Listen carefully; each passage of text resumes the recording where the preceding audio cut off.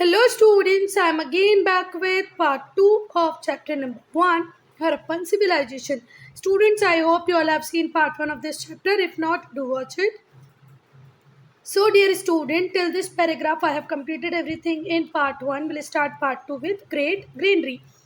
Greenery मतलब जहाँ पर ग्रेन्स को स्टोर करके रखा जाता है. अब ग्रेन्स क्या होता है बच्चा? ग्रेन्स का मतलब होता है अनाज. गेहूँ, दाल, चावल, ये सब क्या है? अनाज है ना. तो अनाज को जहाँ पर, ग्रेन्स को जहाँ पर स्टोर करके रखा जाता है उसे बोलते हैं ग्रेनरी. सो स्टूडेंट, एक और रिमार्केबल बिल्डिंग थी हड़प्पा में, ग्रेट ग्रीनरी. इसमें 2 ब्लॉक थे, 2 ब्लॉक, और दोनों ब्लॉक के बीच में एक आयल था. ये AISLE लिखा है. कुछ लोग इसको एसएल पढ़ेंगे बेटा, पर इसको क्या पढ़ना है? आयल. आयल मीन्स वो रास्ता, जैसे अपन लोग थिएटर वगैरह में जाते हैं, मूवी देखने जाते हैं ना, तो एक रो रही, यहाँ पर लोग बैठे हैं, फिर यहाँ पर एक रास्ता है, फिर दूसरी रो होती है, ऐसे ही होता है ना. तो ये जो बीच वाला जो रास्ता होता है इसी को हम क्या बोलते हैं? आयल. तो ऐसे ही जो ग्रेनरी के 2 ब्लॉक थे, किए ये उनके बीच में रास्ता था.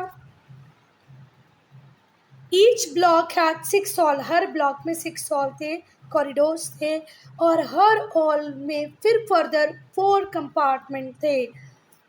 तो ऐसे ब्लॉक, उन 2 ब्लॉक्स में 6 क्या है? हॉल है, और 6 हॉल में फिर अगेन 4 कंपार्टमेंट हैं. तो थिंक अबाउट इट कि कितनी बड़ी ग्रेनरी थी ये. इसको यूज़ किया जाता था फूड ग्रेन्स को स्टोर करने में, अनाज को स्टोर करने में. ये एक रेस्ड प्लेटफॉर्म पे, जैसे कॉमन सिटी यहाँ पर है तो इसको थोड़ा ऊंचा करके बना के यहाँ पर ग्रेन्स को स्टोर किया जाता है, जिससे अगर फ्लड आ जाए तो पानी यहाँ तक रहे, हमारी ग्रेन्स सेफ रह पाए. आई बात समझ में? जैसे रेस्ड थोड़ा ऊंचा उठा के अपन लेबलिंग वगैरह करा के थोड़ा सा ऊंचा उठा के बनाते हैं, वैसे बना हुआ था.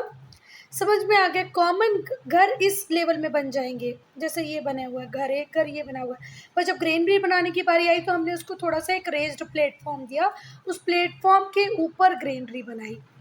आए समझ में आ गई बात? जिससे फ्लड आए तो यहाँ भले ही डूब जाए पर ये हमारा अनाज बच जाए. ग्रेनरीज और भी जगह मिली हैं, जैसे कि मोहनजोदारो में भी मिली हैं, लोथल में भी मिली हैं, पर सबसे बड़ी ग्रेनरी हड़प्पा. एक और feature, assembly hall and the citadel and other public building. ठीक है, अब अगर हम असेंबली हॉल की बात करें, सिटाडल क्या होता है बेटा? एक रेस्ड प्लेटफॉर्म. ठीक है, और दूसरी बिल्डिंग, तो यहाँ पर बहुत स्पेशियस बिल्डिंग मिली हैं जिनका यूज हम बोल सकते हैं कि किसकी तरह हो सकता है? असेंबली हॉल की तरह हो सकता है, कि वहाँ पर लोग इकट्ठे होकर कुछ चीज़ें डिस्कस करते होंगे. Pillared hall with long corridor. Pillared hall मिले हैं, बड़े बड़े कॉरिडोर मिले हैं, जिनके साथ लो बेंचेस हैं, जिनको हो सकता है असेंबली हॉल के लिए यूज़ किया जाता होगा. और वो place where the ruler carried out ceremonial and administrative duties.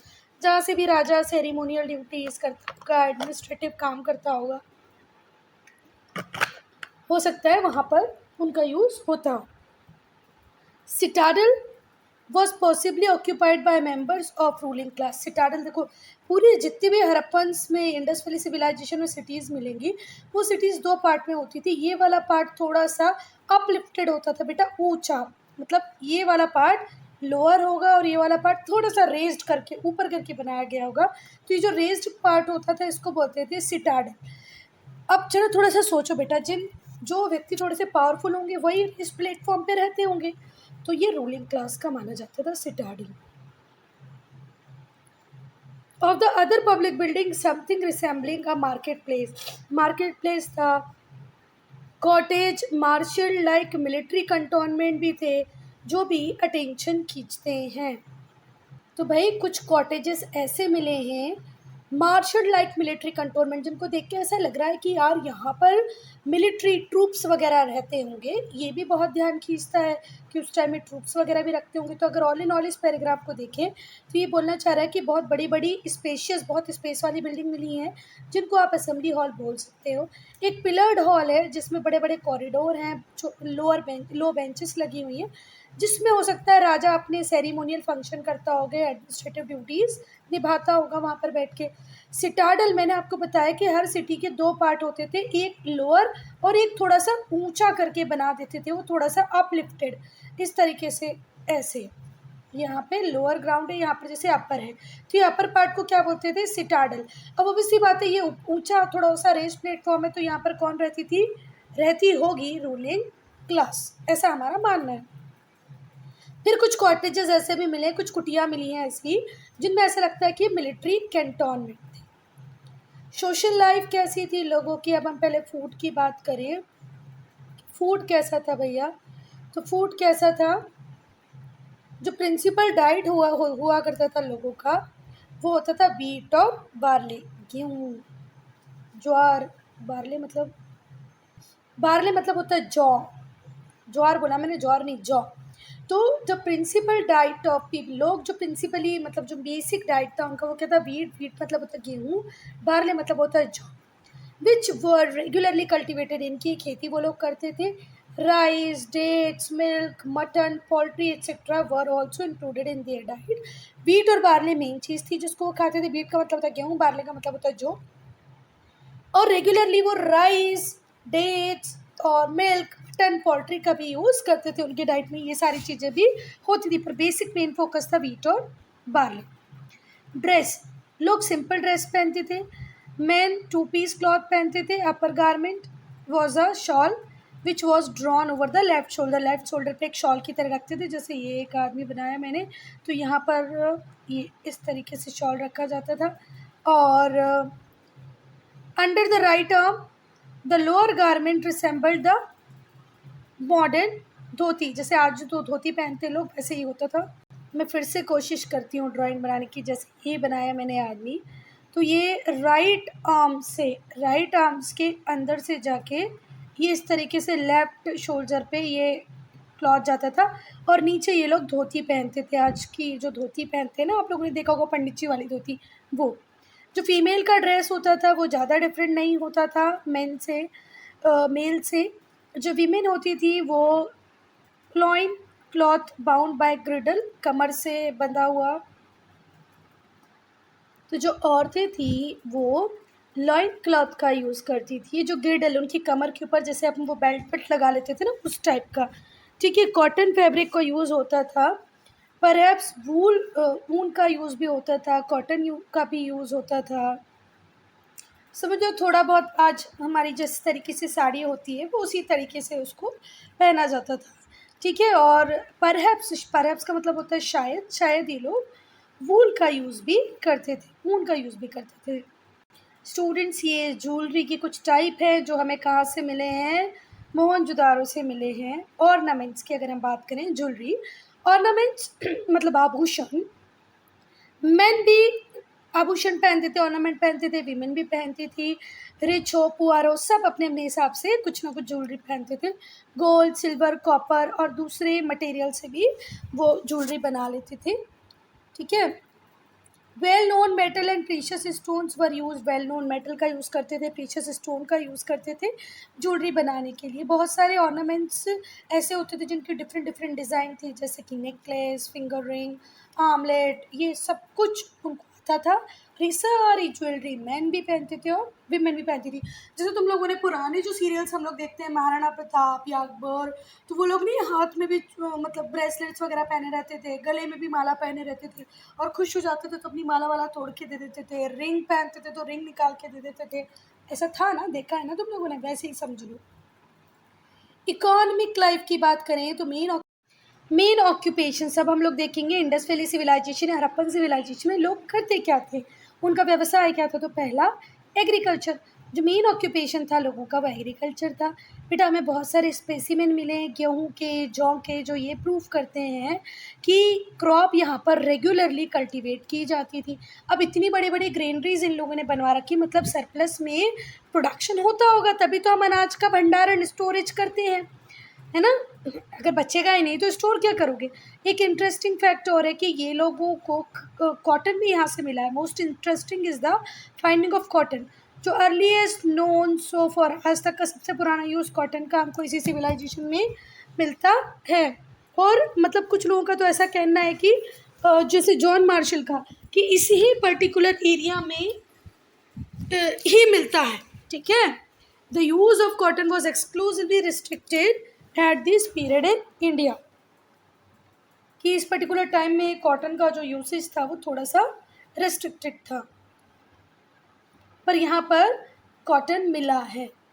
अब अगर हम ट्रेड एंड कॉमर्स की बात करें बच्चा, तो जो हड़प्पन थे उनकी बढ़िया कमर्शियल रिलेशन थे सदर्न इंडिया के साथ, जैसे ये रहा इंडिया, तो वो साउथ के साथ भी बढ़िया प्रॉपर रिलेशन में रहते थे। यहाँ पर है हड़प्पन, वो ईस्टर्न इंडिया के साथ भी रिलेट, ये हमारा ईस्टर्न इंडिया अरुणाचल प्रदेश, मेघालय, मिजोरम, त्रिपुरा, यहाँ इनके साथ भी इनके कॉन्टैक्ट्स थे, साउथ में भी इनके कॉन्टैक्ट्स थे।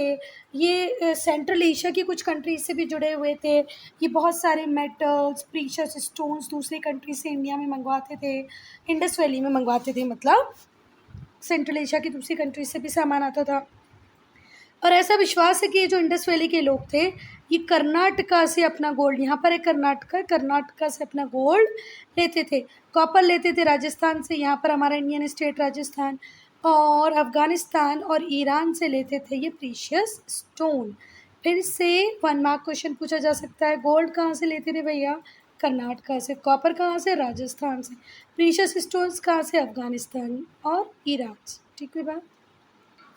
Many evidences have been found, बहुत सारे एविडेंस हमको मिले हैं जो ये रिवील करते हैं कि ट्रेड बहुत एक्सटेंसिवली किया जाता था, मतलब नेशनल ट्रेड नहीं, इंटरनेशनल ट्रेड भी था। इजिप्ट, क्रीट के साथ ट्रेड रिलेशन से हड़प्पन्स के बहुत सारे ऑब्जेक्ट्स हमें मिले हैं जो सुमेरियन ओरिजिन के हैं।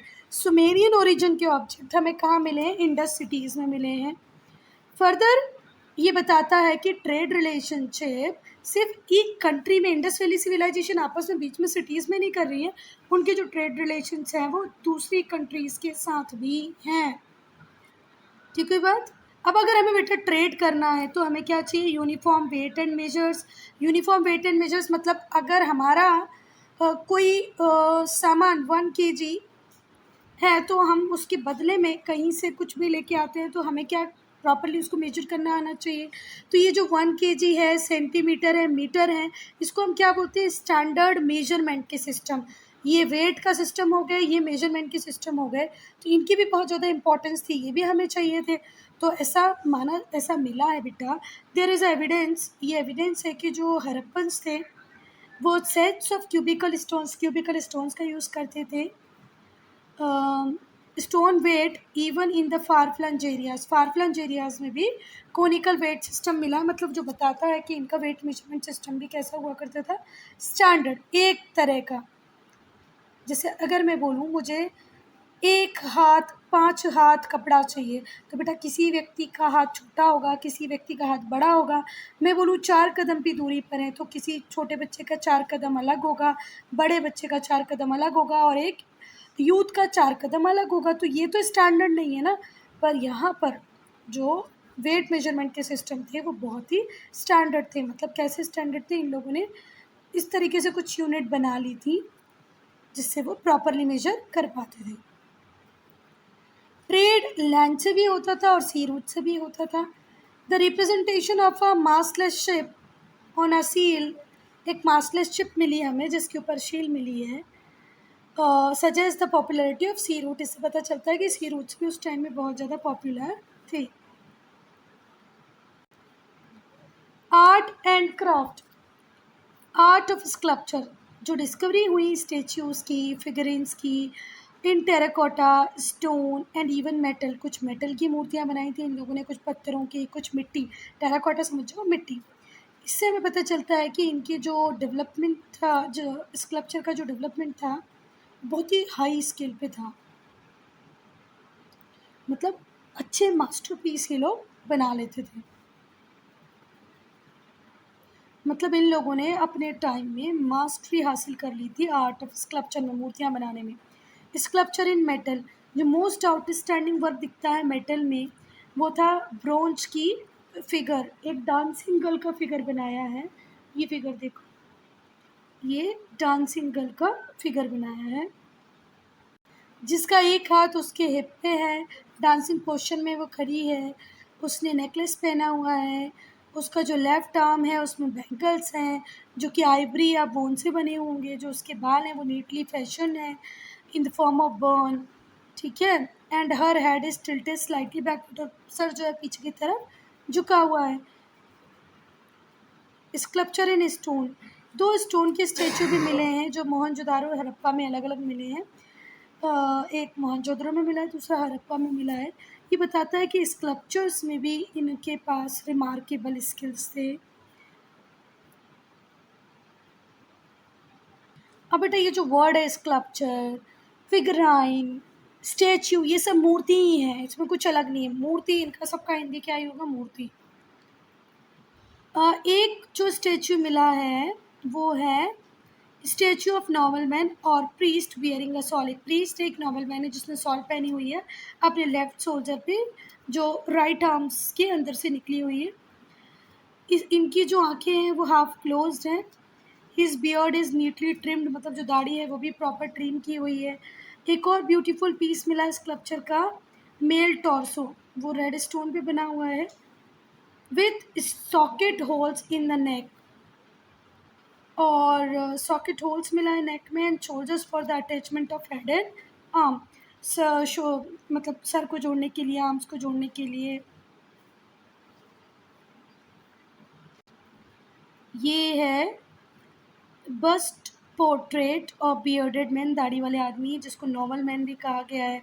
कुछ लोग इसको किंग भी मानते हैं। ये देखो राइट जो आर्म है उसके अंदर से निकलते हुए लेफ्ट शोल्डर पे ये इसका दुपट्टा है।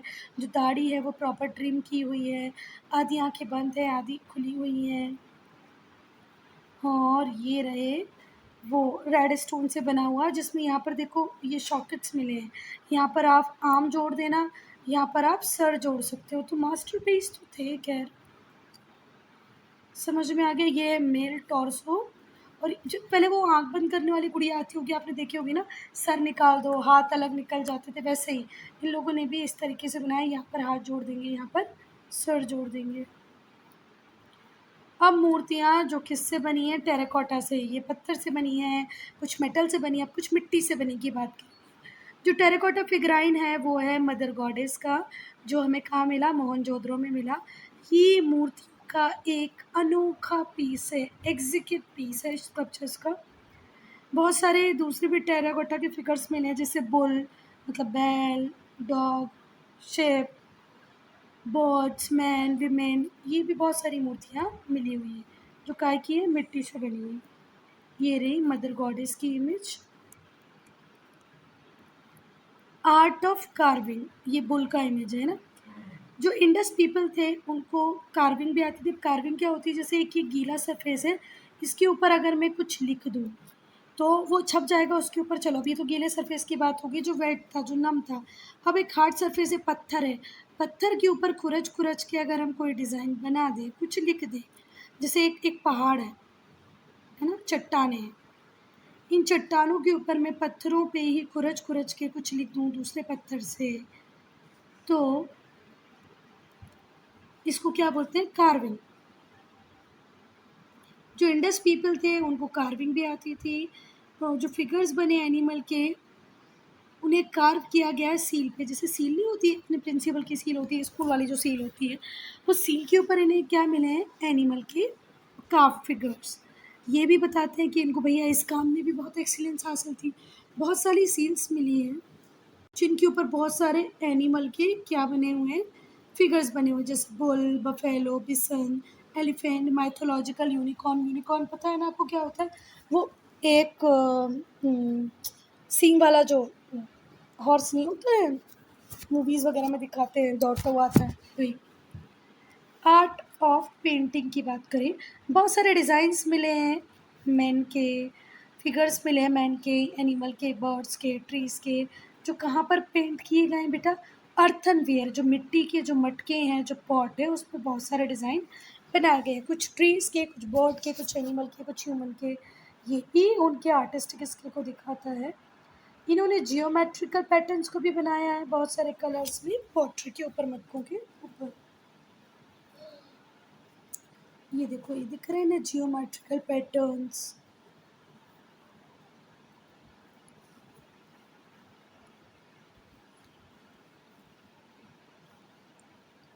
ये क्ले टॉय है किसका, बफेलो का, ये मिला है हड़प्पा से। फिर ये क्ले टॉय मिला है मोहनजोदारो से मतलब बच्चे भी खुश रहते होंगे, बहुत खिलौने थे उनके पास।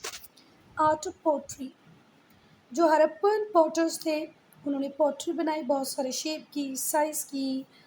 किससे? पॉटर्स व्हील से, वो नहीं होते ऐसे जिसमें मिट्टी से हम यहाँ पे वो बनाते हैं घुमा घुमा के उसको।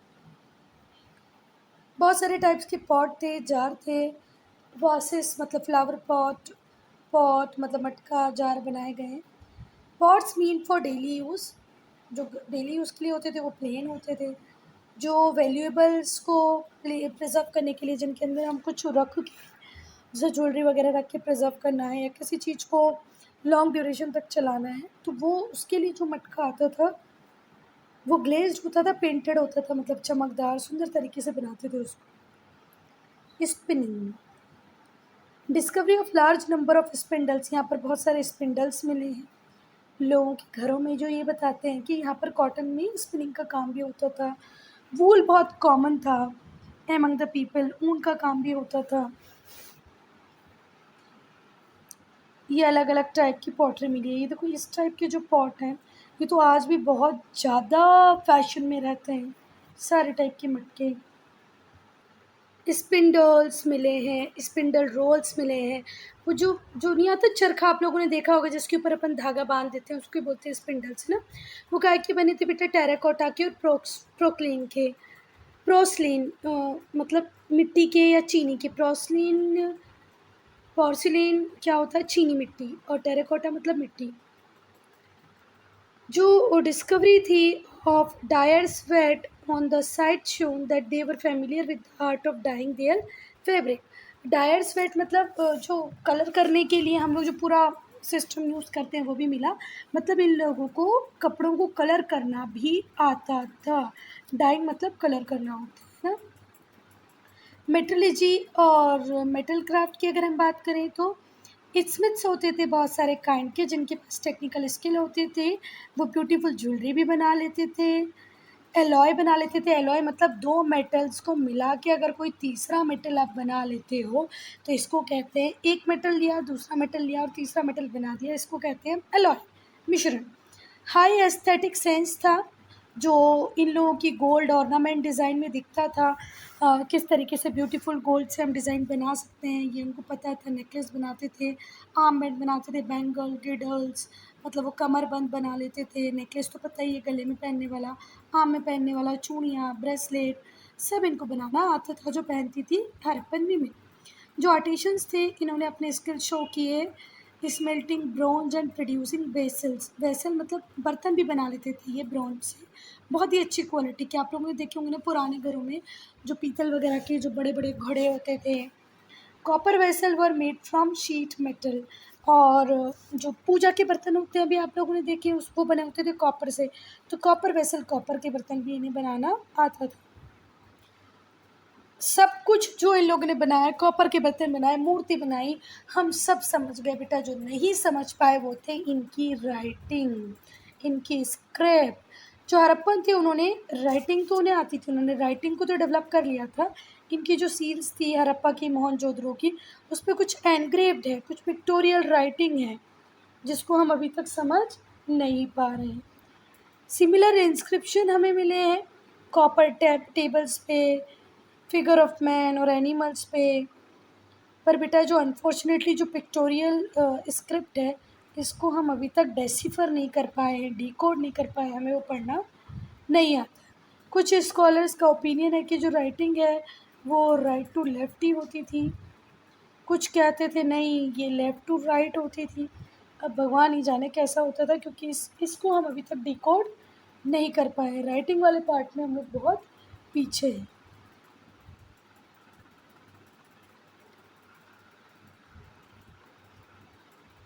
The seals and their importance, seals क्या है और उनका महत्व क्या है।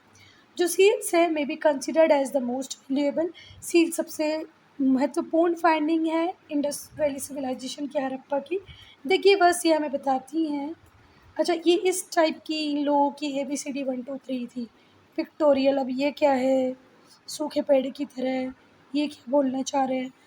ये क्या होगा? हे भगवान, कौन ही जाने क्या लिखना चाह रहे थे, क्या बोलना चाह रहे थे।